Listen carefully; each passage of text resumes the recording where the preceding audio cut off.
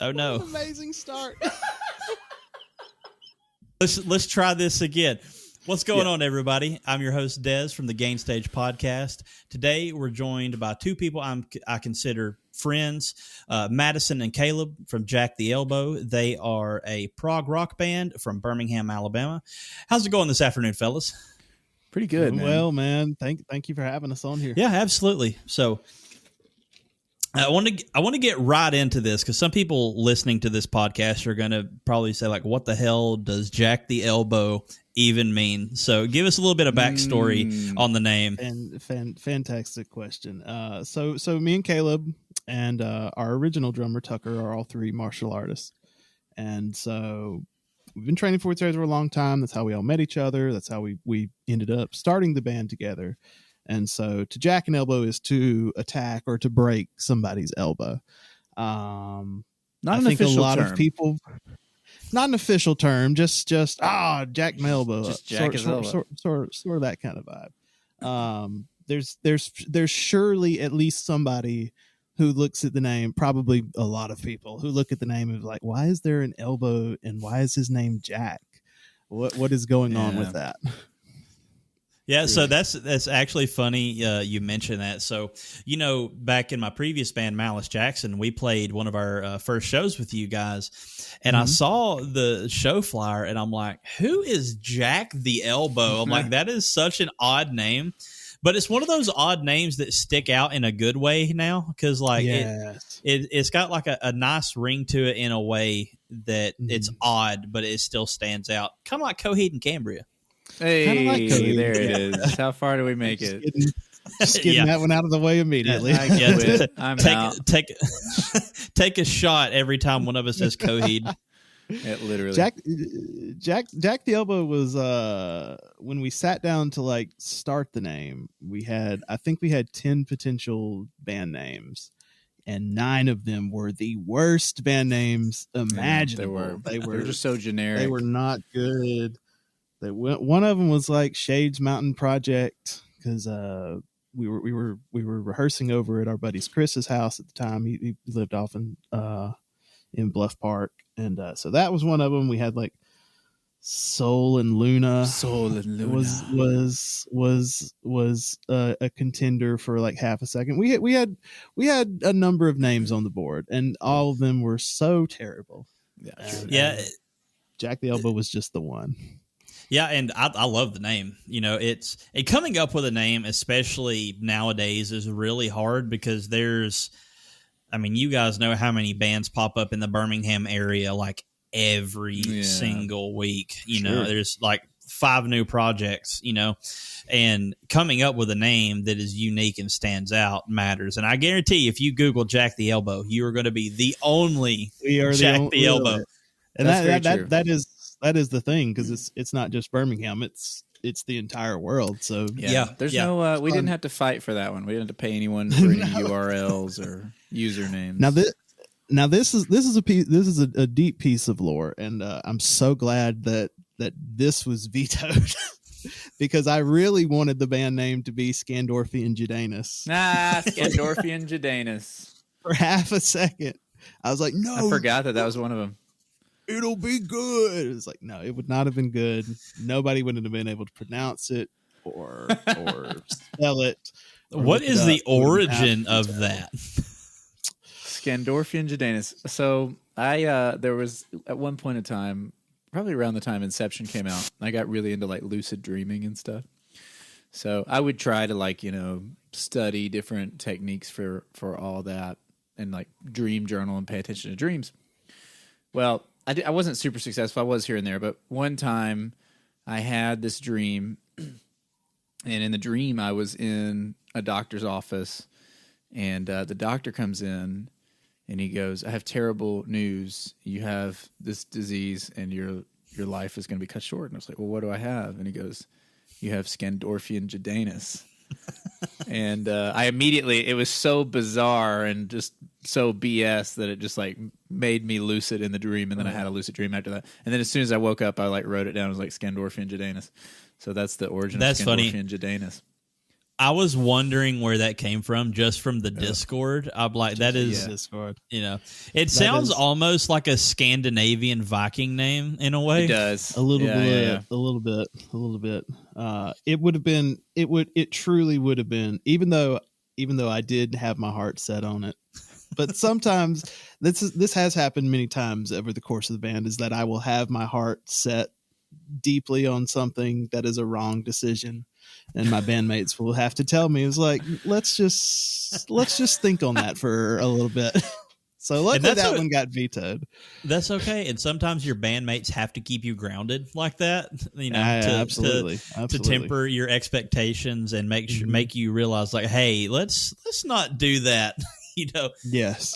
So speaking of lucid dreaming, a lot of your guys' lyrics touch on concepts like that, specifically like philosophy and the self, so to speak. Yeah. So walk us a little bit through that and your process for coming up with those lyrics.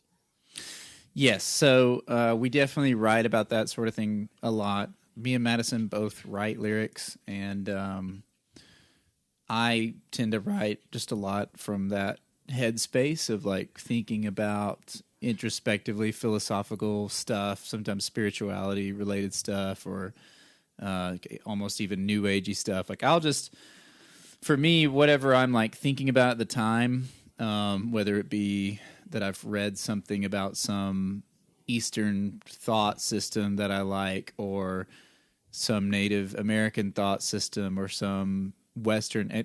I consume any and all of that stuff all the time. So I will then wind up writing a song about it that's like heavily influenced by it. Like our song Phoenix from Crush is directly references lucid dreaming, and also like Carl Jung's ideas about like the shadow and things like that. And then our most recent EP project, the whole theme of it from start to finish, all 4 songs, deals with the self and spirituality and philosophy, things like that, which we both wrote those songs about 50-50. We do be writing stuff about that. Yeah. I think it's kind of a prog thing in a way, in a sense. I think it is a little bit of a prog thing in a sense. I have sort of noticed over the years as me and Caleb have been writing with each other, I think that our songwriting styles sort of mirror each other a little bit. Whereas Caleb usually is hitting the more introspective. I think I'm a little more extrospective. There's a song title to the introspection. That's not a word, but we can all glean. We can all glean the understanding that I was intending with that. Sure, I think. Yeah, and I actually had a conversation about Val whenever it released with you, Caleb, about the we had a decently long conversation about it was I can't remember the exact context of the conversation, but it was something along the lines of staring into the mirror long enough that things start to break down, or you know what I'm talking about. Yeah. Gosh, I don't even remember having this conversation, but yes, for sure. Yeah, it was forever ago. It was right when Val came out. Yeah, that's a theme of Val, and that's a theme that also is in the song "Smoke and Mirrors." Is meditation with a mirror. You might say, and then there's like the effect. There's a name for the effect where like it's called the strange face in the mirror effect that science has talked about, but then there's also like I think there's some things that seem to go beyond science, at least in personal experience, that are echoed in both of those songs. Okay. For sure. Yeah, and you just released the last single of that EP, Keep Going. Fantastic song, and I know that personally, I was not expecting, whenever you guys sent me the demo, and that's a great thing about being friends with these guys. I get to hear all of the fun stuff before it releases, and we are our biggest fans. Exactly, and other musicians, and that's the cool thing about it, is because when you have other musician friends, you get to hear things way before they ever release. Yeah, that's months or years even sometimes. But that near the end of Keep Going, you've got that really heavy part with the screams and growls. Not expecting that at all. Yeah. It was a really unique part of the song. So was that something that y'all just wanted to like throw in there for like a little surprise, or what led y'all to add that? Yeah, so that particular song is very, very like steeped in like Native American like vision quests, and so the whole idea of that, like the story underneath the theme, with the theme being of like submitting yourself to a higher power, whatever that higher power may be for you. The story underneath that theme is of a young boy or young man questing into the woods for a vision quest. So the little cleaner bridge before that part is dreamy and mystical, and all of the foggy, cloudy, mystical, spiritual stuff. And then the heavy vocal part is intended to be like, okay, well, if there's good spirits in the world, there's also probably bad spirits too. There might be some stuff out there in that plane of existence that could scare the shit out of you, and so that part is intended to be frightening, as though you're having an encounter with a demon on a vision quest. Neat. I was curious about that. Who did the vocals on that part? That's our producer, Douglas. John D. Douglas, the legend. I wasn't sure if one of you guys had done that, because that was really neat. I wish I could do it. Are one of you going to learn to do that for live, or are you going to run tracks for that? We've run tracks. We actually just ran that as a track for the first time the other night, because in the past we've just played it as a breakdown with no tracks, but now that the song's out, like, we need the screams there. So the other night we ran it as a track. It would be cool to learn to do it decently enough that one of us could also mouth along with it even. But that's a really hard riff at the same time. Like the is tough. Yeah. So I don't know. I mean, tracks, sometimes people get their panties in a wad about tracks when they can't see it, but we're also a three-piece that's used to running tracks, and it was good enough for Rush, so I feel like if that's the case, it can be good enough for us to a degree. Yeah, and, that's one thing in, our song that we dropped a couple weeks ago, Liminal, I had one of my friends add screams to that, just because at the time, Hayley wasn't able to do it, I wasn't able to do it, but I'm like, well, at some point it would be nice to be able to do it, so I've been on this journey of learning to do it myself, and it is difficult, especially when you're playing harder riffs, because if you're not used to playing an instrument and singing at the same time, which you guys both do, kudos for that, because y'all's riffs are insane. I could only imagine the control it would take to do that level of vocals with that is on top of your already insane riffage.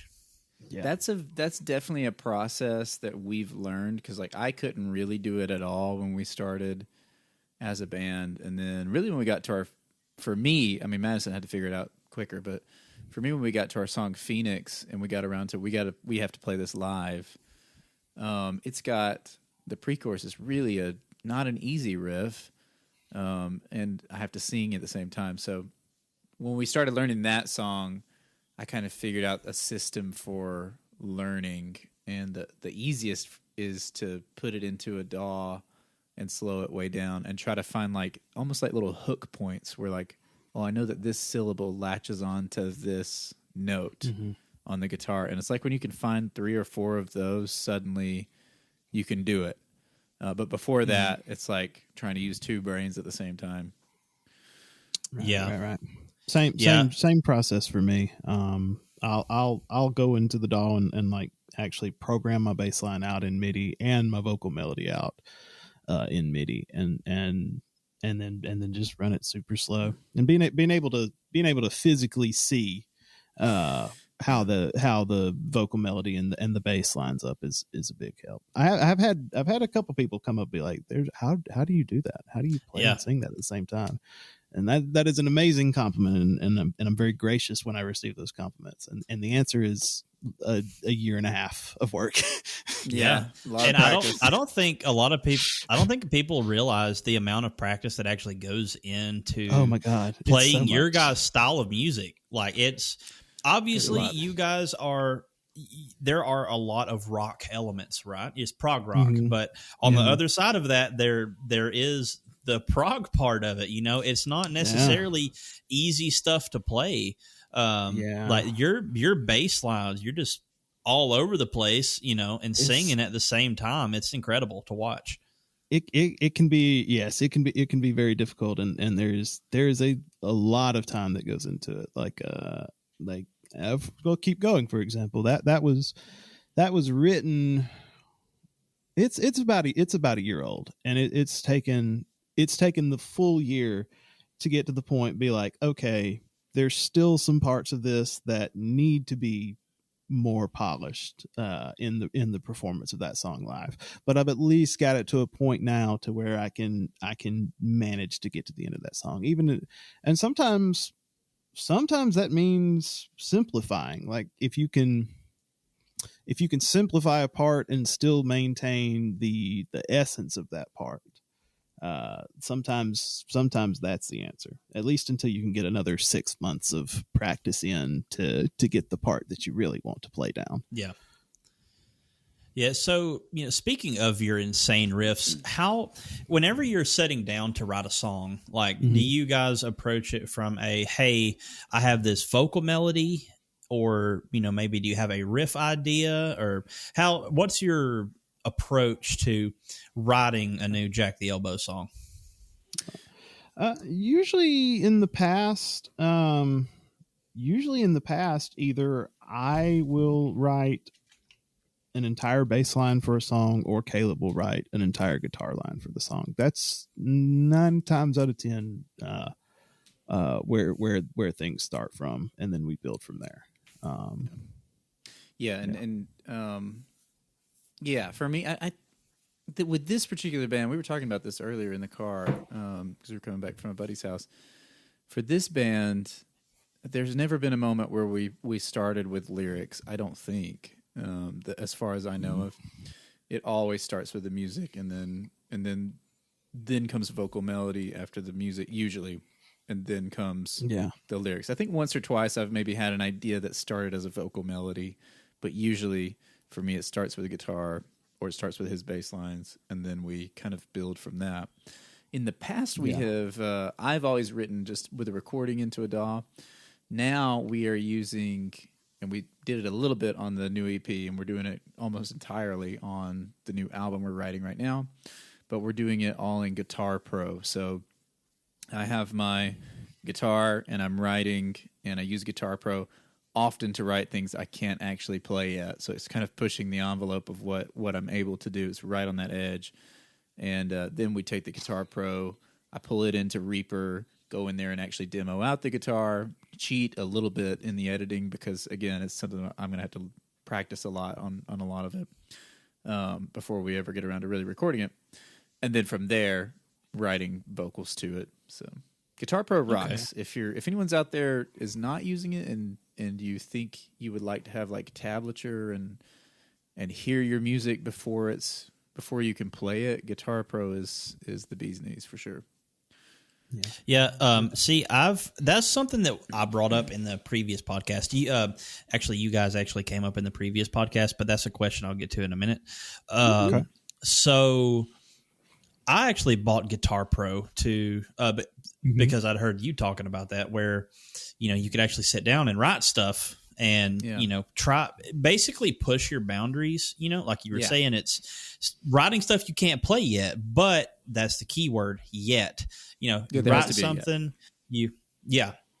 So there's I don't want to say it's a lot, but there is a group of people that will say that is cheating, because you're not physically writing, the song. Yeah, but right. I highly disagree because it's not just like you're punching in a number. You have to Yeah, go in right. there and make sure things sound right. Like, what would you say to those people that consider it cheating to use a tool like that?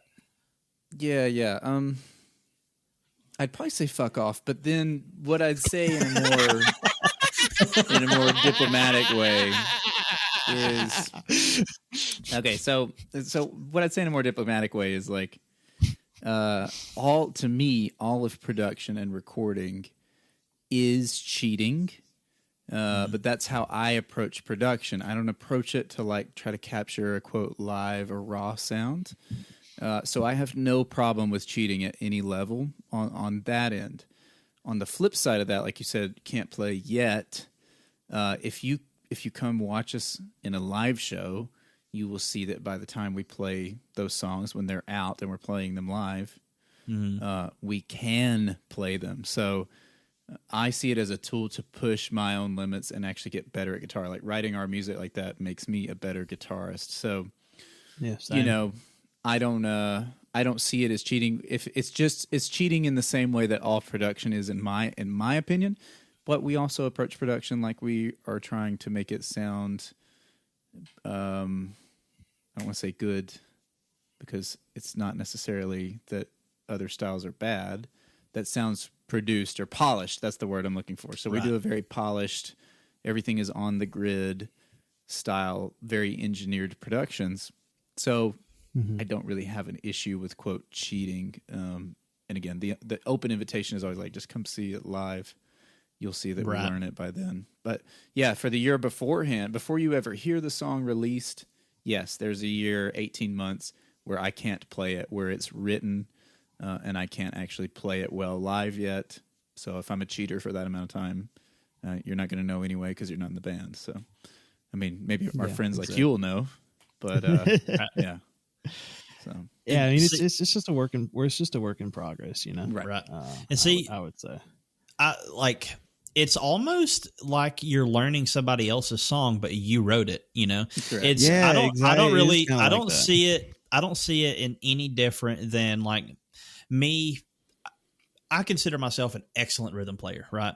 But if I'm wanting to push my rhythm playing further, like I might go and learn a new Spirit Box song, and that takes a lot of time to learn that, and I can because of stuff like Guitar Pro, and that's pushing my level up because I'm learning something new. But writing your own stuff in Guitar Pro is you're just writing stuff you can't perform yet. So it's one of those tools, and you'd said the word tool earlier. That's a really good way to put it. Like, it is a tool that enables you to get better at what you're already doing. Like, I've actually done this in the past, and I haven't done it in a while because I've had a decent creative streak, but I have a Logic Pro template set up where I have my normal drums, which it's a MIDI drum track because tracking drums is expensive and time consuming. Right. Yeah. Well, see, I help my drummer cheat because he does not sit down and record his own parts. I program everything for him, and I write his parts. So the tea is being spilled. You're really outing the honest. Honorless. Oh yeah, well, it's in the name, honorless. But I have a template where I've got the drums, a MIDI bass, and a MIDI guitar. And I'll go in there and just mess around with stuff. Yeah. And it's almost the same way as Guitar Pro, but it's a little worse because now it's all the notes are on a piano roll instead of having the tabs right there in front of me. Yeah. Yes. For me, it's same like idea. For same idea. For me, it's a tool to write music at my brain's ability of writing music, as opposed to my hands' ability to writing music. Yeah. A tool to help me write music that is greater than I am in this current moment. Sure. And then at that point in time, laying the onus on yourself and be like, okay, well now you gotta now you got to man up and figure out how to do it. Yeah. I do definitely think that. Yeah, I do definitely think that it's been a really great tool for getting better over time. For sure. For the years before I was in Jack the Elbow, I was playing other people's music and learning how to do what they're doing at a point in time when I couldn't really do it, and so, I mean, for me, it's the same thing. Right. What's the difference? Exactly. Yeah. Yeah. Sure. So what's the difference? The difference is you're creating something. I mean, that's really the difference is that you're creating the thing that you have to learn how to do now. Yeah. Exactly. Yeah, and that's kind of a twofold thing because you're having to be creative in a different way than having the physical instrument in your hand. Necessarily, obviously, you can have it in your hand while you're doing it, but like. If you're on the go or something like, hey, I've got a quick idea, pull out your laptop and then boom, there you go. Work on the idea. Or like your muscle memory will sometimes default to certain patterns on your instrument. It's a really great way to write music like outside of what your muscle memory really wants to do. Or a lot of times, I mean, I'm not a keyboardist, but sometimes if I'm writing something, it can be fun to write something on the keyboard because that completely changes where the notes are under your fingers, and you can get it's a fun challenge to do things that way sometimes. Yeah. Now, a hypothetical question: if you guys had an unlimited budget for recording an album. Unlimited budget given we'll say 4-month time frame. How would that change your creative process? Do you think it would be more hands-on, everybody in a room, or would you continue on with your typical creative process? It's a good question. We have our latest song, Threshold, is one that me and Madison wrote kind of together in the same room as far as the music went, and that went pretty well. Besides that song and off our first album, Teenage Progma, was kind of written together as a whole band. Besides those two, we don't usually write in the same room a lot, and I don't know if we had an unlimited budget as far as the writing end of it. I mean, maybe it would be something new to try. I don't know that I would love it immediately. It would be a challenge because to me there is my own philosophy about doing really any kind of art is that it's very vulnerable to put out. And so when you're in like the space of, hey, what about this? Say, what about this? I don't want eyes on that until it's totally like I've gone back and said, okay, no to this and yes to this, and then say, okay, here's the full package of my idea. Now, if you want to add or change something, you can do it. But if you try to do something in the I think if you're in the moment, feeling creative, and you have like a clash with someone, it can really kill that whole vibe to me. Absolutely. Like there would certainly be more opportunity for what could potentially be a very good idea to be shot down by somebody in the room. I will say it's like sorry, I'm sorry to interrupt. Sometimes like our ideas are, especially in being in a prog band, sometimes they don't immediately sound like what you expect. And so that becomes, if sometimes when we think of that as what's good, I don't think I could get away with it. Like there's a song, Smoke and Mirrors, off our new EP that has this like ambient jazzy tapping section in it. I don't know that I could have gotten the whole band on board with that if I was just like in the moment, like, hey, what if we did this? Because it's wild and stupid and crazy. But once it's in the full idea, I think it gives it a little more weight to be like, okay, maybe. Yeah, the context is important. Context is important. Sure. Yeah. I would say that anybody in the world who wants to give us an unlimited budget for this album, please do. We're open for that, and we will happily run that experiment. But speaking of your songs, like from your first album and even your new EP, what is a song that you feel gets overlooked by fans? Like, what's one that you wish fans would enjoy more? I wish we would enjoy more. For the album, I think, but I don't know that it gets overlooked because a lot of people like it. Going Under is a very special song to me off of the album, like lyrically and songwritingly. So I really like that, but I don't know that it's necessarily overlooked. Maybe an overlooked one that's, I still think, good songwriting, even though it's very Coheed, and we get tired of the Coheed comparison, would be Teenage Progmo.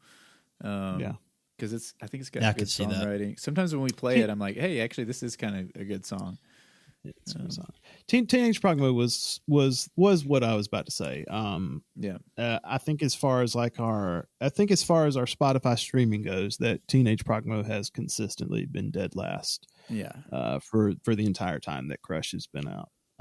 Which I maybe it's actually bad. Who knows? It doesn't. It's not bad. I love the audience. Right. It doesn't. Progmo does not mean progressive Mormonism. So I just want to throw that out there.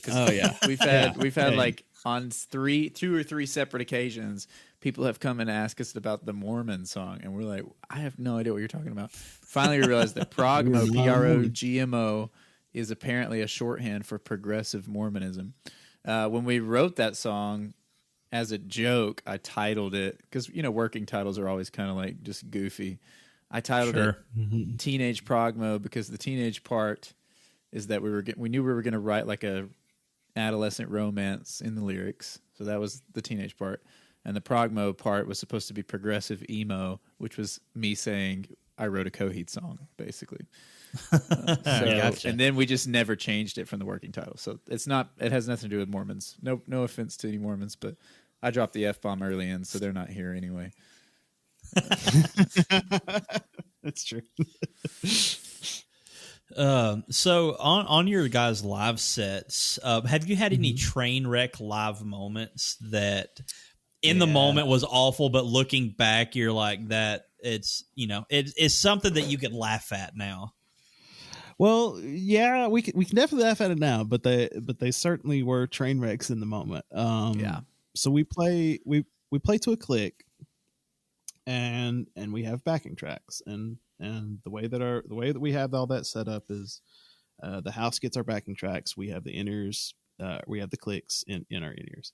All of our entire live sets are programmed down to the exact second. And the click is the Lord, whose word must be followed to the utmost thing. So praise be. Really, really, really, some of the biggest train wrecks that we have had in the past are when you get one beat off of that click. Because if you get one beat off of that click, all of your backing tracks are now one beat off, and this beautiful picture that you were trying to paint for the audience falls into tragically chaos to the floor. Everybody that sits in their seat and like, wow, these guys are terrible. What are they doing? Fortunately, we'll laugh about them now.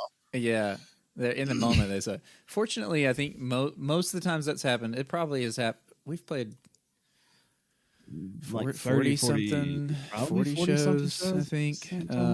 We've played a lot of shows. It's probably happened like 3 times, and mostly earlier on. I think most of the times when it happened, I managed to like get down to the board and disengage the tracks and the click altogether within like a few bars, just so that they're not stuck with it. But that's always like a definite, that's a big oof moment whenever that has happened. That's a terrible moment. That's really, unless you can find a part of the song to where you can jump ahead a beat and get back on the beat, you've kind of shit the bed a little bit. Yeah. Yeah. It's hard to recover from that one. Yeah, and your guys' in-ear setup is, unless it's changed from the last time we played with you guys, you guys do it. You guys do it in a unique way. Like, most bands do it through a computer, like we do. Like, we run Logic Pro split out to our in-ear rig, and you guys have a really unique setup when it comes to the in-ears. So, how do you explain your rig, essentially? Yeah, we have a super cheap rig. The original idea was, let's get something cheap, and then it'll be a bonus idea from it is we won't deal with computers yet, and we want to deal with like that kind of troubleshoot with rack rigs. Although I want us eventually to go there. We probably should kind of already be doing that, but one of these days we're going to go there. But so we run a board. It's a little 4-channel, well, I guess 8-channel. It's got they always have the extra stereo channels that they count. So I think it's actually technically an 8-channel board, and that we got off Facebook Marketplace. And we have a little receiver transmitter for our in-ear packs, also Velcroed, strapped down to the same board. And then we have a XLR-Y, which is an XLR split. It's basically like a tip ring split, except for the XLR version of that. So it'll take a stereo track and throw the left one way and the right another way. And that's going into what's the word? I can't say what we call it. Into an adapter. An adapter. Yeah. It's not that bad, but yeah. So that goes into an adapter that plugs into a iPhone. And so for the clicks, I take a track on Reaper or whatever we use Reaper now, and I put a click on the hard right, and then I put all our tracks summed to mono on the left. So you have to kind of mix them in mono and be aware of that because it's not stereo tracks. And so it goes panned hard left. So once that's all done, I bounce it all out as an MP3, and then just put that on my iPhone. And we go play the show. I plug in the adapter into the iPhone, and now it's taking that stereo track and splitting them. And so now one XLR cable is just a click, and the other is just the tracks. So then I go into our board, really with both, and there's another split where we send the tracks to the house, but we don't send the click line to the house. Then, for all the mics, the bass, and the guitar, we split even further. So we have some cables already hooked into the board, ready to go, rolled up and stored nice and neat. When we get on the stage, the first thing I do while the drums are being set up is I run those splitters into the microphones. And then the sound guy comes and says, "What is this?" And I go, It's the way we do it. Don't worry about it. Don't worry about it. It doesn't affect anything for the house at all. And then 50% of the time they go, "Okay, cool, I see what you did." And the other 50% of the time they go, "Okay, but like where are you sending me your audio?" And I go, "Literally, you're getting the same audio that you've always gotten. There's just a split now. Nothing is changing. You're getting the same mic line you've always had. Don't do anything." Because it really confuses them sometimes. Not all the time, but sometimes they're just like, they've not seen anything like that. So that's pretty much how we do it. If you need a cheap way to run ears and have tracks, you can do it. You do sacrifice stereo tracks, and stereo tracks are cool, but I would say that people notice less than they would like to think they would notice out in the I mean most all live audio is all mono anyway. Every other element is the guitars, the bass, the drums, everything you're hearing at a show is mono. So eventually it'd be cool to have some stereo tracks just to get like a weird phaser or whatever across the left right spectrum for whoever's sitting in the middle. But that's how we do it. Yeah, and sometimes there are disasters, with the in-ear rigs. Like you guys saw us experience, in our previous band, like, good one. Yeah, y'all had one at True Story. We also had one at True Story. We had a disaster there as well. Yeah, harkening back to disasters at shows. One of the worst disasters we had is as we were setting up our rig one night to play, we realized that the antenna for our receiver broke off. Oh no! As we were bringing it from our house to the venue. So we made it work. We like put it back in there and like taped it together to where it would hold, and it kind of just barely worked. We were getting a signal, but then every time the drums would like hit something on the floor time, the signal would cut out. You'd lose click for like 3 full bars, and then it would just come back in. Really, miraculously, we didn't get off. Somehow, we did not get off the click that night. We didn't get off the click that night. That's just a sign of seasoned musicians. It probably would have been a smart idea to just go without the click that night. That really would have been the solution in retrospect. Is to just go all in without a click that night. Maybe we were just being hard headed that night, but that was very anxiety. And that's the real pain of these type of rigs is, bands of our level, we don't have, techs or anything. No. We are the techs. Yeah. So you are the tech. So something goes wrong, you better know how to fix it. Like I can't even remember what our issue was at that time, but our most recent show, it was an on the fly thing where their board had 2 XLR inputs, and we were trying to drop out a snake that had our fully mic'd kit, our guitar, bass tracks, our mics and everything. He's like, no, this ain't going to work. So I had to create a mix bus on our mixer. And then I had to check that with my ears, and then we ran it to front of house, and then we adjusted some small stuff, but like being able to think on the fly like that is a huge thing, and being in a small band like ours, because trying to be as professional as possible, because you're rolling up with these nice kits and guitars and rigs and everything, and then if you don't know how to fix it, you make yourself look like a dummy. But we've all done that. We've all made ourselves look dumb. It happens. It does. It does. That is happen. the worst feeling. I think that if you're an antenna. Yeah, I think if you're going to start a band and you're going to start playing live, you really need to accept that you are going to eat shit so hard at some point in time, and probably more than once. Probably a lot. I just did the other night. You need to come to terms with that real quick. Yeah, it happens. And even the biggest bands still have mess ups now. It happens. It's just a matter of if you're going to let that affect your whole night, or if you're just going to keep rolling with it and, shit happens. There's no sense in getting upset because it's just a show. It's not like it was back in like the 80s where some, studio bigwig is sitting outside being like, hey, this band ate shit. We're never signing them, It's not like that anymore. That's not the case, and it's very easy in those moments to get done with a set like that where you've messed up a part and be like, oh, you stupid idiot, why would you do that? At the same point in time, just like you're saying, I have gone to see big bands.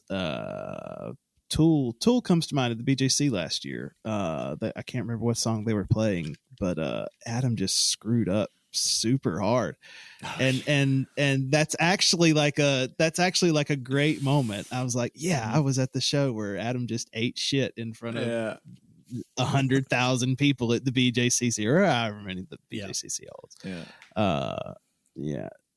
But it's going to happen. Just get over it. Just like you say, don't let it ruin your whole night. Don't let it ruin your whole set. Right. You really gotta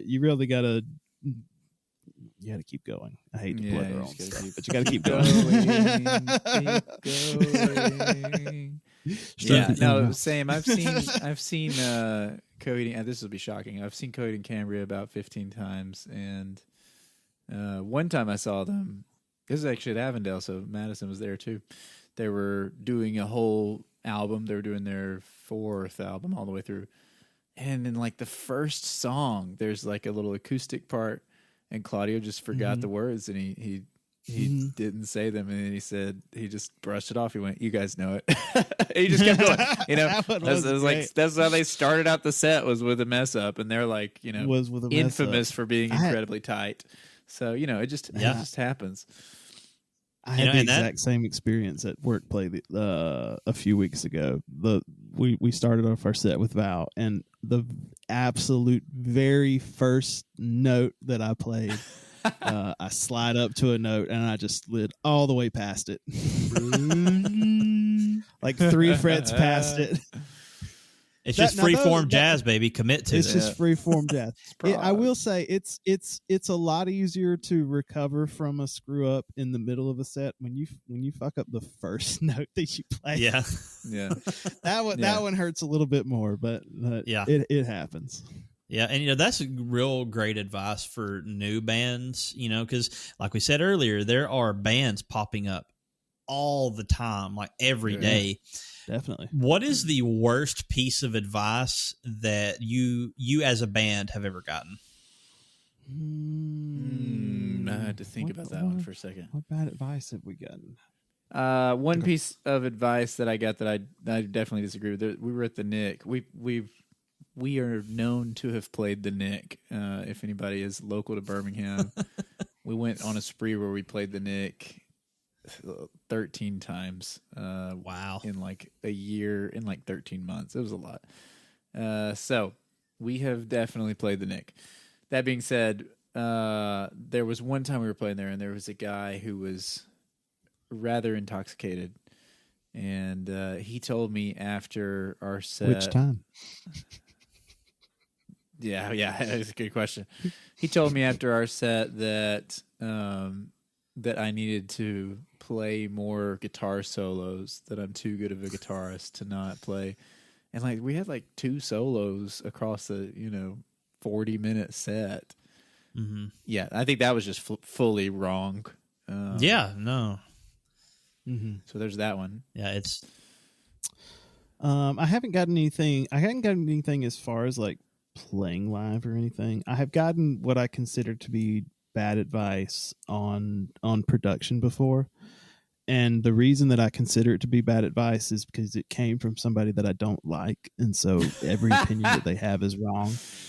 But it was also like some really pretentious advice. So he had listened to our music, and I was on a phone call with him. Matter of fact, I was riding to the dojo with Caleb, and I wish we recorded the conversation. I was listening to this conversation. You were listening into this conversation. And he's like, "Yeah, I listen to y'all's music, and I don't know, it just sounds really small. I think what you need is a second pair of studio monitors and to build another control room in your house so that you can like A/B y'all everything. That's how you get that big Nashville sound." It's like, bud, like I've already like built the room that I'm in right now in my basement, like, so I would consider that to be bad advice in the sense that like the spirit of that advice is that you need something else. I do think that at some point in time you have to kind of work with what you have. Sure. And I really had a good. Oh, go ahead. Sorry, one just came to my mind.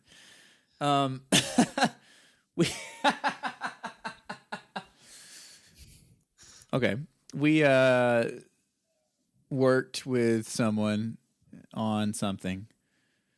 Not our EP, not our lovely friend John, who we love.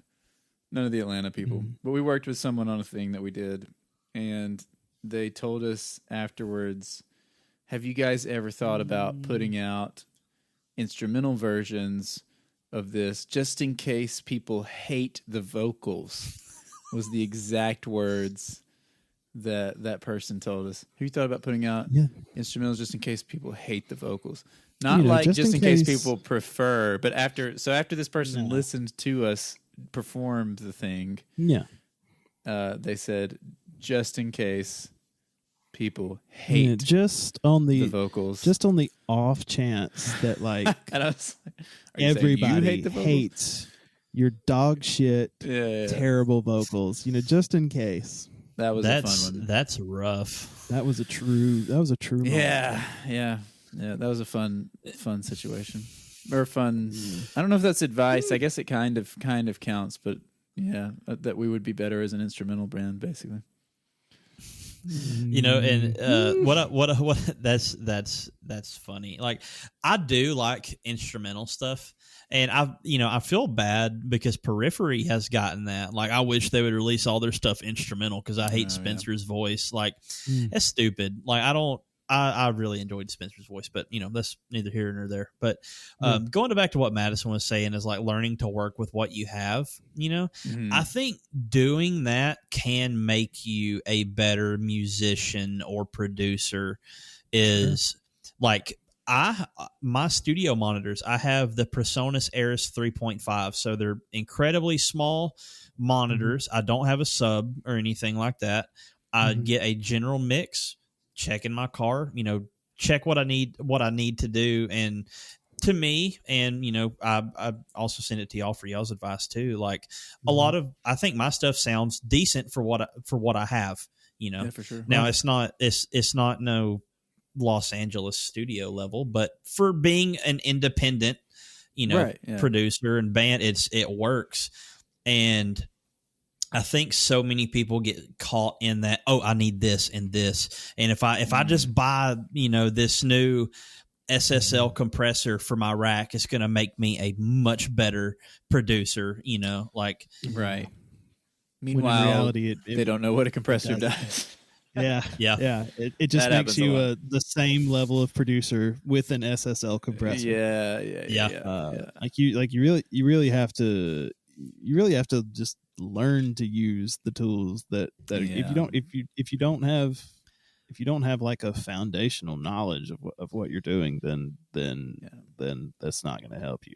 Yeah. Also, unless you have endless money, this is already a very expensive hobby. So even with the cheap stuff, it's expensive.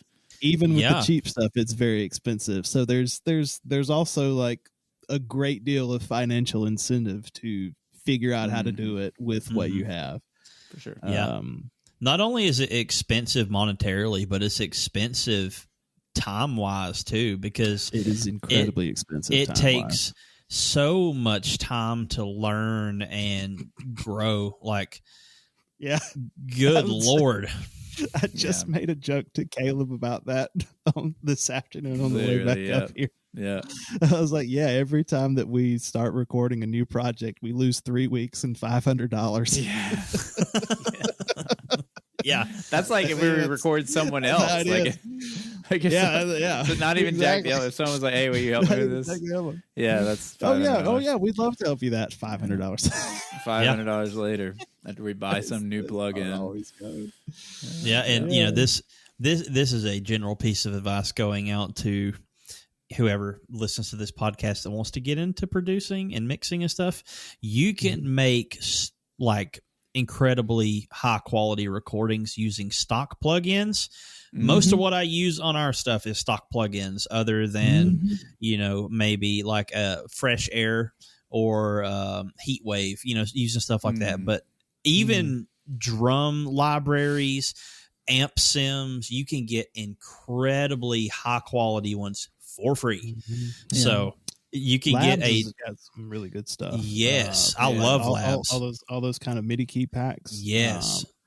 A lot better. A lot of the MIDI stuff on Crush was Ableton stock sounds, which they worked out in the end. But really, all of those Ableton packs are, I think, a little more geared towards like electronic music. But we've been using the Lab stuff on the last couple of stuff that we produced, and absolutely free and sounds fantastic. Yeah, and another thing with that too is combining the plugins, like taking a Labs piano sample pack, right, and then throwing some extra reverb and delay, and maybe a little bit of gain on it just to give it a little bit of extra heat. It's getting creative that makes you better, and learn, Yeah, obviously I agree. learning what things do. That's a big thing. And I'm not naming names, but there are quite a few producers and studios, particularly in our area, that think compression is everything, and they will overcompress and oversaturate It's a lot. everything. It's not everything. No, it's awful, and that's a telltale sign of somebody that just doesn't take time to learn what things do. Now, sometimes it's cool to over compress and squash something if you're doing it in a context that makes sense. But when it's everything, But compressors are like the tail of. Is someone very new to producing or to doing that kind of music? Can you tell if they understand what a compressor does or not? And often when they're new to it, they don't know. A lot of times it makes it sound good. If we compress it, yeah.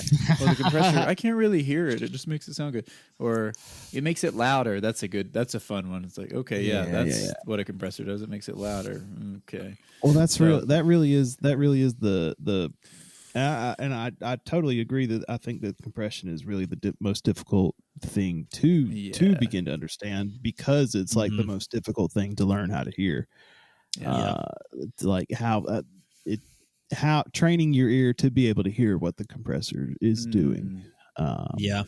Because everything else is really self-explanatory. Like reverb and delay, you could twist knobs in a plug-in and know exactly what it does. EQ, you can make a slight adjustment and hear it, but a compressor, you adjust the release on it and have somebody sit there and tell you what that does. It's totally different. It releases it.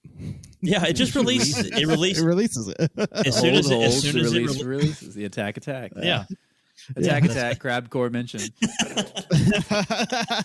It's easy. It's easy. Hashtag music producer. Yeah. So come record in my studio. Yeah. Yeah. That's it, dude. All you need is a compressor. That's it. Nothing else. All you need. Yeah, dude, my Line 6 Spider has all the effects I could ever need. We'll just run everything through that, record it, and compress it.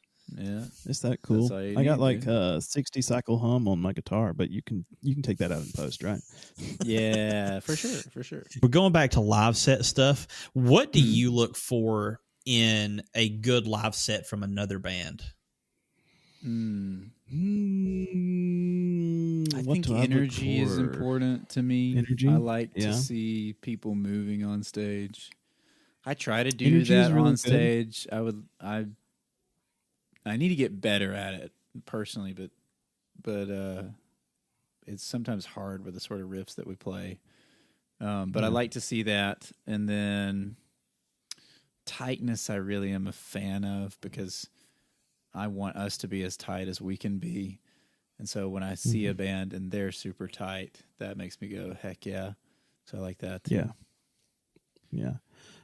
Good songs. If I'm listening to your set, I can forgive the sound being less than some venues just sound better than other venues. But the song should be good. It should be something that's worth listening to. I guess is the best way to say it. Very true. With other bands that I see and other bands that we play with, I want you to be like an enjoyable person to be around. I don't really want to play with you if you're a jerk. Yeah, that's fair. Even if your music is incredible, if you're not somebody that I want to interact with, right? Then I don't want to interact with you. I think we both of our groups have played with quite a few bands that fit the bill of being jerks and not wanting to play with them, and that's something the Birmingham scene is real bad about, and this, like it is a hardcore scene. literally hardcore. Like if you're not a hard, if you're not in a hardcore band or part of that crowd, it is really difficult to quote unquote make it in that scene. It is, sure. yeah, for sure. It is, and I get it to a degree because like. Yeah, I don't know. I get it. There's times when I have wanted to be more open to doing like mixed bills, quote unquote mixed bills, with people. But then like mixed bill in that community, I'm not saying the whole thing. I'm not saying if anyone sees it from the hardcore community, like I love a lot of those guys. There's some really cool people in it, but even the word mixed bill in that scene, it means. We have to let some dumb band that has clean vocals play, and we'll all stand with our arms crossed and not move. even in like the heavy breakdown and like keep going. Yeah, we're just not going to do anything. Like you could punch someone to that if you wanted to. Doesn't matter. Yeah. That I don't know how you guys feel about it, but to me, it's Birmingham having that level of what's the word I'm looking for? It's almost a. Y'all are probably going to come up with the word before I do, but it is a closed group. For sure. What's the word of that? Click. Yeah, maybe click of is the word I'm looking for. Yeah. There's been many times where and not just us, other people in Birmingham, other bands in Birmingham that we've had this discussion with. There's been many times where we have felt like that even though we very clearly are in the music scene, that we're not in the music scene at all. Yeah. That we're not in the music scene and that we're not really wanted in the music scene sometimes. That's for sure a thing. Unfortunately. Right. Because the local scene is dominated by that hardcore kind of beat down. Yeah. Even like metalcore bands don't do as good. Yeah. Even metalcore doesn't do super great. It's there's just a real fondness of like beat down and hardcore and I don't. Yeah, it's not that I dislike that kind of music. I don't really listen to I do listen to metalcore, but not a lot of hardcore. But it's there, like he just said. We've had discussions about this with so many friends in bands that do, even like I said, metal, and if they have clean vocals, there's just no acceptance for them, and they feel the same way. Like what he said and what I'm saying right now has been expressed by probably 5 or 6 bands we've talked to over the last couple of years, of like we all just kind of feel like outsiders in the scene, in the place that we're from. And that's a real shame because like I'm not necessarily from Birmingham, but we were incredibly active in Birmingham. That's where most of our shows took place, and like being part of that community, it feels like you're not in that community. And there is a very clear divide of you've got the hardcore and beatdown guys, and then there's everybody else. There's no hardcore and beatdown, and then you've got the southern rock guys, and then you've got the progressive rock guys. It's all hardcore, beatdown, and everybody else. And it's a shame because there are such incredible musicians out there, and like the community as a whole won't give them a chance because it's dominated by a very industry dominated genre right now. I mean, look at guys like Knocked Loose and Kubla Khan and, bands like that. It's huge right now, but just because it's so big doesn't mean that bands like you guys and Speakeasy and other bands like that shouldn't be in the group. You know what I mean? Yeah, it's a shame. It is, and I mean I hate to say it, but every show that we play out of Birmingham is our best show. Every single one. Anytime we leave Birmingham, it's like, oh my gosh, this is such a different vibe. People are into the music. People care people enjoy what we're doing, or when we play in Birmingham. Very, the flip side, it's the same thing when we play in Birmingham. A lot of times, if someone comes up and is like, "Holy cow, you guys rock!" It's like someone traveling from out of state with one of the other bands or something. It's an outsider. It's not the people inside. People inside. And I don't know. It's a problem that I don't even know if the people who are quote in power in those situations, I don't know if they can even really do anything about it. It's like a collective. It's like a collective or if they're even culture. aware of it. Or if they're even care about it. The word I was looking for earlier was exclusive. That's the word I was looking for. It's a very exclusive very community. Exclusive. Very exclusive.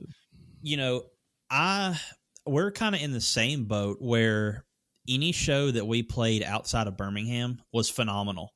Like the Huntsville crowds every time are amazing. Like we played, Honorless played our first show at Fat Jam last weekend or the weekend before, I can't remember, but there was like 250 people there, and it was a lot of people. It was a legitimate mixed bill. So we were first, and we're like, alternative metal, whatever. And then you had a metal group from Iuka, Mississippi, and then there was an Irish folk band playing in the middle of the set. There was a DJ at the end of the night. There was like country bands, rock bands. It was a legitimate mixed bill. And you would never get something like that in Birmingham and have that many people show up. It was an incredible experience. And I mean, I don't know that you guys would necessarily fit in. Yeah, you're Birmingham scum. No, I don't know if that's like it's really meant for newer bands, but I still should say I think you guys would have a ton of fun doing it. I think y'all would. What is it? It's called Fat Jam. Here, I'll send you the link real quick. Fat Jams. So the next one, I think y'all have a show. We got a show or not a show. Y'all are going to somebody's show that night on the 14th. That is our show. We do. We were joking. We were joking when we said we were going to some show. Yeah. We're playing with Speedy again. Okay. Yeah. So that they do it every month though. Oh, okay. Yeah. Maybe like a July thing. That'd be good. Yeah. We'll lie and tell them we're brand new. We just started. Yeah. Well, there are usually, I think there was 12 bands and 8 comedians last time. So it's like, every band gets like a 15-minute set. So that's like 2.5 Jack the Elbow songs. Literally. Pick the shorter ones for that set.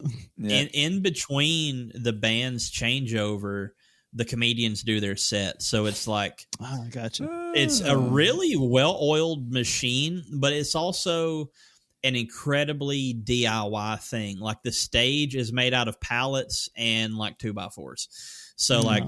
They get pallets out there, drill the 2x4s in. It's really cool to have experienced that as our first show. And, they invited us back next time, but it's not going to be one of those things that like, hey, we're going to go play this every single month because we're going to outgrow that type of, crowd. And, I brought it up earlier where the soundboard, it only had two inputs. That's wild. Oh yeah. So, what was the deal with that? Like that is shocking to hear. So with it being a DIY show, like it's a volunteer for certain aspects of it. So the sound guy was volunteering. Okay. I think he had his own soundboard. It was small, but I don't think, I don't want to say Honorless is like a professional level on equipment, but I don't think he was expecting somebody to roll up with an in-ear rig dropping out like 10 lines to his board, Sure. So that's a little bit different on that side of it, where everybody else was fine. They plugged in their mic and,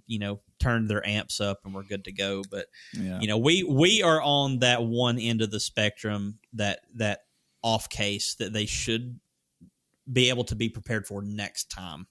Yeah. Right. Sure. 100%.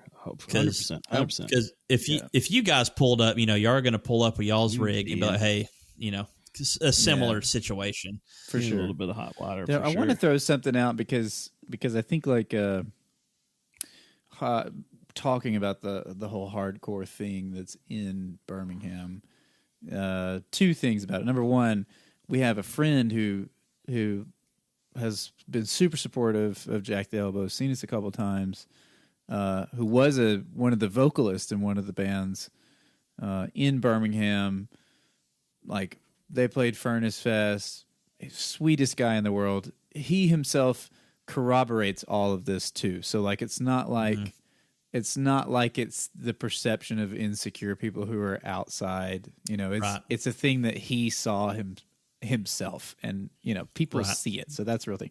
And the second thing that I want to say is when I talk about that, and you're talking about the exclusivity of it, I'm not downing all of heavy music in general, or even any of the music, but there's good heavy music in Birmingham that's not even in that clique. So for example, we're going to play on the 14th it's not really going to be necessarily a metal night that night, but it's often a metal night booked by Jeremy, who's Spirit Guardian Music. So shout out to him if you like kind of proggy metal, instrumental music. He does that. Very, very cool guy. But he does what's called Metal Night at True Story in Birmingham. And those are always a lot of fun. It's metal bands, it's heavy music, and those guys are always super supportive of us. And they probably have the same exact experience, would be my guess, in and around Birmingham. And then outside of Birmingham, like we were invited to play last in the fall at in Columbus, Georgia, out around Auburn, I guess, by Avian Theory. Those are cool guys as well, friends, and they're playing super heavy stuff as well. And they had like a mixed thing that day. And I just say all that to say, like, it's not like it's just a hardcore thing. It seems to be there's a specific thing going on in Birmingham that goes beyond the music. And seems to just kind of be an exclusive thing. Yeah, there's some exclusivity there for sure. There seems to be like a group of people that whole thing revolves around. Like it's really odd because it's not like they're trying to do it on purpose. You know what I mean? But it's like there's a specific group that it revolves around. Yeah. I don't really think that anybody's doing it on purpose. No, right. I don't think that anybody's doing it on purpose or doing it maliciously. They're just doing it, but they are still doing it. Like there's people in and around that scene who are aware of this, and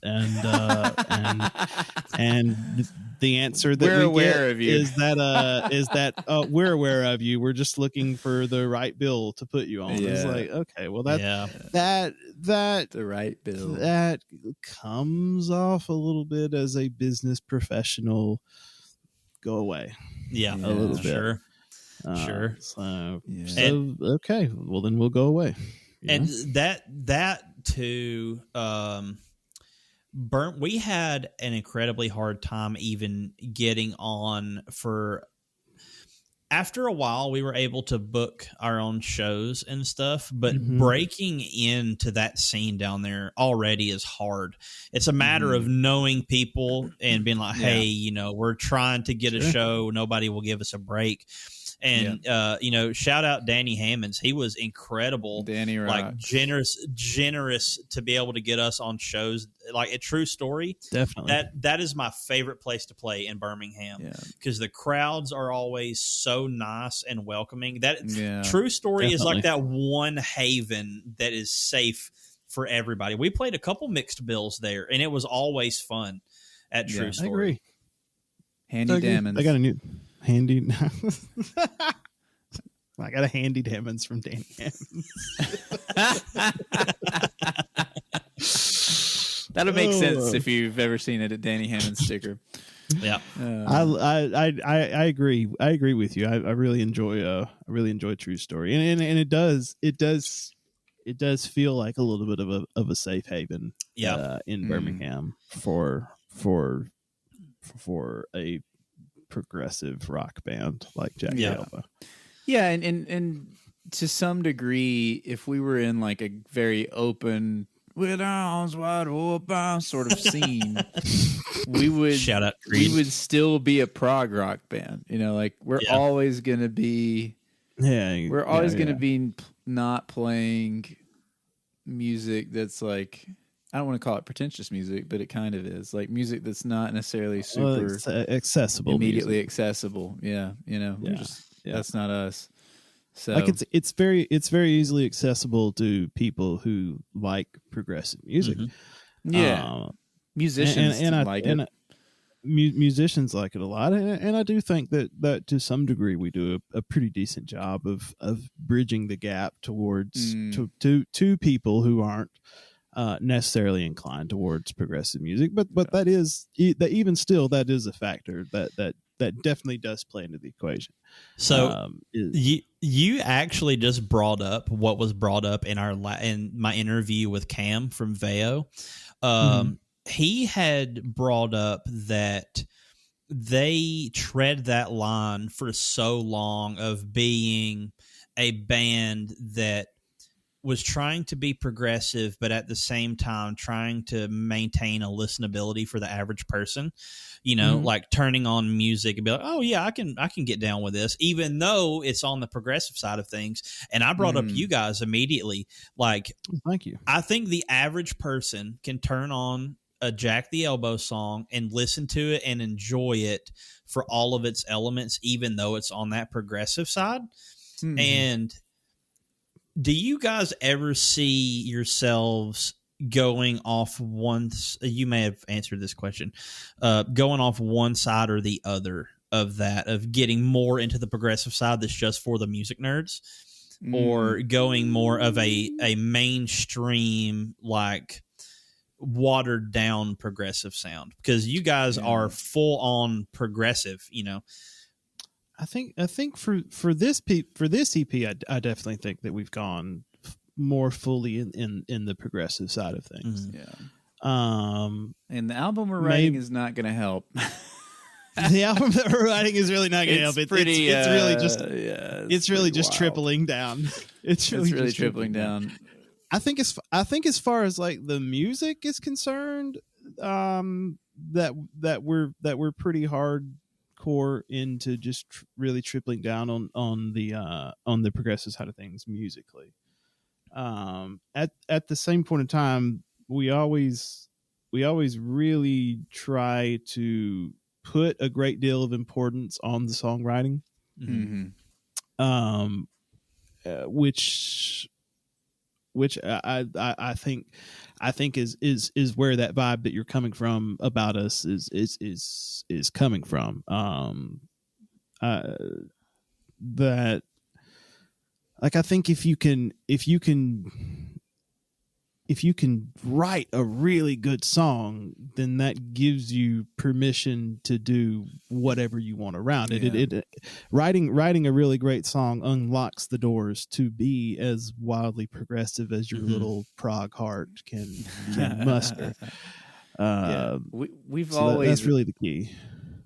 Yeah, sorry. We've always tried to place an emphasis on songwriting, and trying to answer the question of like, what's the story of the music, and not even from like I'm not saying that as like a conceptual super proggy thing, but like what's the narration from here to there, and you know, like what are we doing? When I'm writing, what am I doing in verse 2 that's going to do some kind of mix up here? Like what element keeps people interested, and you know, where's the repetition? That's something that we use a lot for a prog rock band.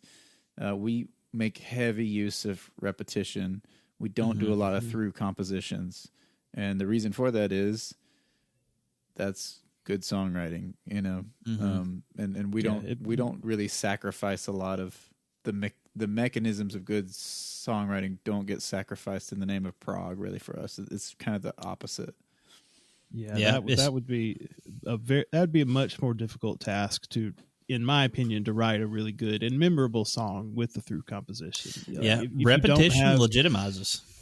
I mean, if you don't have a chorus that you can repetition legitimizes, like hum in your head 3 days later after hearing a song, then I think I think you're putting yourself at a great disadvantage in a genre that you're already disadvantaged in, to get to be able to convert listeners who aren't already progressive fans. And for anyone listening, my recommendation for a great Jack the Elbow song to start out with is Off and On. Probably my favorite Jack the Elbow song. I love it. Like I usually listen to it a couple times a week. It's just like straight on into my playlist. You know, it's a great song. That bass line, killer. It's a super memorable chorus. I love it. So if you want to get into Jack the Elbow's music before you dive headfirst into the super prog side of stuff, Off and On, fantastic song to start with for sure. I think Off and On would be a very good one to start with. I think Phoenix is another very good track to start with. Going back to Crush. If I look at all of the songs on Crush, even though I love them all dearly, they're all my little babies. But the truth of the matter is that you do love some of your babies more than your other babies. I would say Going Under, Off and On, Shame, Phoenix would be the four favorite babies of that album. The four horsemen of Crush. Yeah, for sure. I would agree with that. So on the topic of playing at venues, what has been y'all's favorite venue to play at, and where is the dream venue? The dream venue is BJCC. as far as Birmingham is concerned. I mean, we've played a lot of venues around the area. We love playing the Nick. We've played there many times. True Story is incredible. Especially now with the new stage. Especially now with the new stage. The new stage makes a little bit different. Trim Tab has been a very incredible place to play at. And has gotten better too. Yeah. They have gotten way better. They have changed ownership in the past year or so, and I can't remember the guy's name. I just met him the other night. But they've got a new guy running the venue side of things, and he's gone in there. Andy, but I don't remember Andy's last name. Yeah.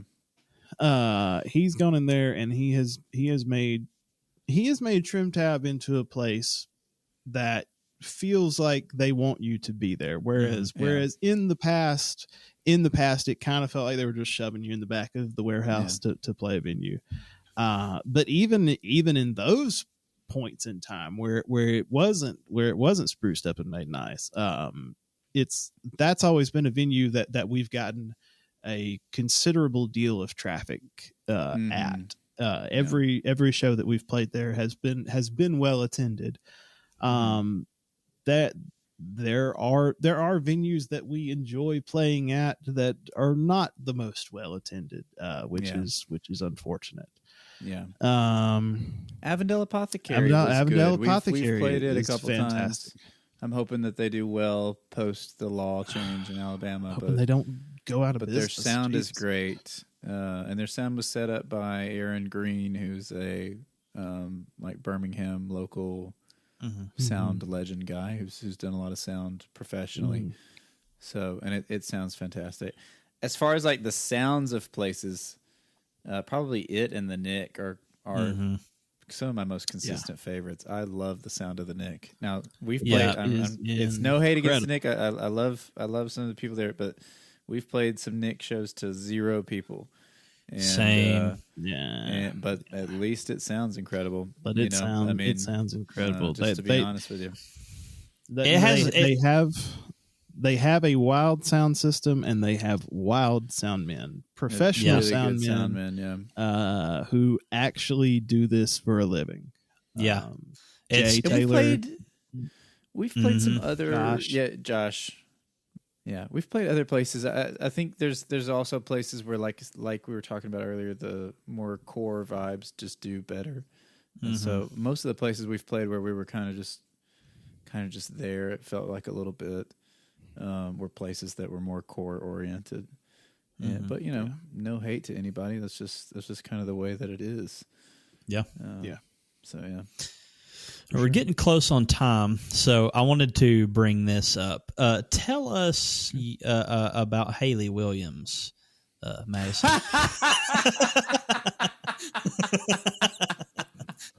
I told you this would be in the podcast.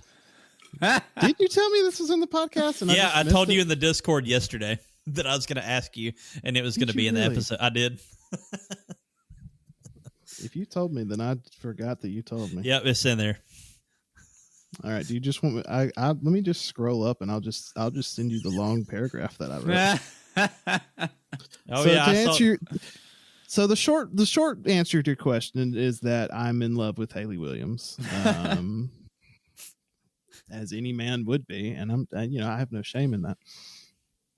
Where this all came from, and where this all came from is that we're flirting with the idea of doing a covers EP this summer, because we're writing a very wild album that is going to take a year and a half, 2 years, to be able to do. So we want to have something to put out in that gigantic time span so that we don't lose momentum. And so we're flirting with the idea of doing a covers EP this summer. And one of the songs that we're wanting to cover is Still Into You. Which, great song. One of my favorite Coheed songs, honestly. It is a Coheed song that was written. It is a Coheed and Cambria song. That is the most Coheed guitar and performed by Paramore. First time I heard it was in a Taco Bell, and I was like, wow, I've never heard this Coheed song. Wow, he sounds extra high this time. He's a super tenor. And then I realized it was Paramore. And so in working on this song over the last few weeks, it has reignited the voracious flame of love that I have in my heart for this incredibly magnificent woman. So I made a few Facebook posts about how much I loved her. And then in our Discord, we were I can't remember how we got to talking about it, but let me go back just like a minute or so. So if I ever get Hayley Williams on the podcast, I'm going to invite you on as a guest host. Oh yeah, you definitely did. Yes, please do that. Please invite me. We got to meet somehow. Oh, I'm going to have Scandorfian Judanus on the hot seat on Sunday. I'll have him describe it in detail for the podcast. You did say this. Okay, so did. Y'all were asking, yes, because one of the other people in the Discord said that they would love to see a PowerPoint of the plan that I have for our lives together. And so I wrote my dissertation of mine and Hayley Williams' life together. Before you read it, can I just quickly, before I forget, you could just quickly to shout out some friends that sure, if you're still listening to us right now, absolutely, some people that everyone should check out. And I hope I can remember everybody. Empire Springs is they're good friends. Incredible progressive metal band out of Birmingham, Alabama. They're amazing. Definitely listen to them, and I think they would be a great guest if you're ever looking for somebody to talk to. Get Brett on here, and maybe he'll talk to you. Other friends, Vital. They're working on some new music that they're recording. Incredible band, kind of math rock. They're prog, but they don't like to say. That's not that they don't like to say. Ian just likes to pretend that other people are more prog than them, and then he'll bust out like the wildest thing you've ever heard in your life on stage. Incredible band, good buddies with them. We had like a long-standing joke with them that we were mortal enemies, so that was fun for social media posts. And then, so they're good friends. More bands, Kinsey and Time Being. I think of those because it's two of the guys that are friends are in both of those bands. But that Kinsey is like a punk, jazzy, punkish. They're like kind of a unique flavor of punk, I would say. Worth checking out. And then Time Being is an instrumental thing that I don't think has put anything out yet, but they're really, really rock. Speakeasy, shout out to Tater. Tater is Jack's true son. and we love him. And so he's got that project going on. They've got some new EP, and I cannot remember the name of their EP. Do you remember what it is? It is. I don't remember the name of the new EP, I'm pulling it up now because it's in my saved. Okay, and it is so good. It is very good. It is very good, and they are also very good live. Hearsay. They're really good. Hearsay is incredible. Really like Honorless is pretty good. Yeah, that's a band we suck, heard, man. worth checking out for sure. And who am I missing? Are we missing anybody? What? Anybody that's active right now? I feel like we are, but my mind is drawing a blank. It's gonna make me so mad if I don't. Wiser the Morning Star. Yeah, you're in that band. I have to plug them because I'm in Wiser the Morning Star. Yeah. We got some new music coming out soon, so check that out. Yeah. If I missed anybody else, if you're friends with us, I love you, and I hate that I did that. But yes, check out all Birmingham bands, especially ones that are not in the scene, even though they've been in the scene for years, because they need some love. Yeah, we all need some love. What we really need is for 0 people listening right now to turn into 1 person listening right now. Yeah, that's the true goal. At all times, I need to see at least one. At all times, just one. Right just now. give me one. This is Madison's not fantasy. This will come true. I'm manifesting it for you, Madison. Tell us about your future with Hayley Williams. So we were in the Discord, and y'all were asking me about our plans together, and so this is what I spent a good 20 minutes writing for the Discord. Jack the Elbow is discovered and picked up by Paramore's management. Immediately.